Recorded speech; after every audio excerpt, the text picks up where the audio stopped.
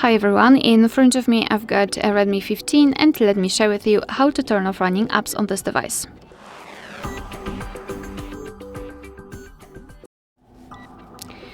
So let's begin with opening the recents, and depending on what kind of navigation type you've got set, you can do it differently. So if you've got the 3 buttons navigation, simply tap on the button with a square icon or 3 bars icon, and if you've got the gestures, swipe your finger from the bottom to the center of your device and hold your finger somewhere here, like that. After releasing, here you've got the recents. If you wish, you can of course turn the apps manually just by swiping them up, like that, but if you've got a lot of apps opened, I highly recommend to simply tap on this X button right here. Now we can enter the recents to check, and here we've got no recent items, which means that we just successfully closed all background apps.